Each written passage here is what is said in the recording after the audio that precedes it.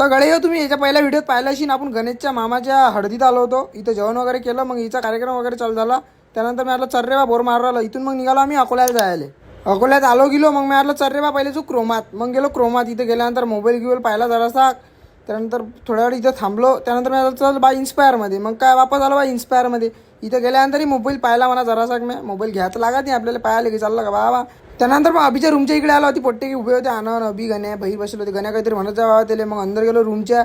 इथं गेल्यानंतर थोड्या वेळ बसलो. मी बा भूक लागली बा, म्हणलं ताकद चला बाबा काही खायला जाऊ. गण्या ती आल्यानंतर पसरला होता बाबा.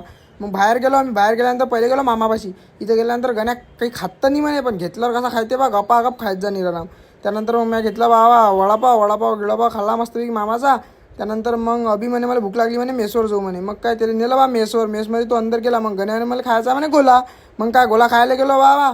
व ती गोला वगैरे खाल्ला. त्यानंतर गण्याने गोला काही आवडला नाही म्हणे आपल्याला. मी म्हटलं चल मग दुसऱ्या दुकानात. मग गेले गोला खायला नेला बा दुसऱ्या दुकानात. ती आल्यानंतर मग ती आनंद आलता. मग काय 4 गोले बनवले. गोले झाले पोट्टेवर स्नॅपच काढू. स्नॅप वगैरे काढला. मग आलो बा रूमवर बा. पोट्टे काय झोपेला आम्ही एकामेकाच्या मांडीवर. हा याच्या मांडीवर तो त्याच्या मांडीवर. त्यानंतर मग गण्या झोपला होता. मग पोट्टे घेतात गण्याचे खेटे पा गण्या कसा करते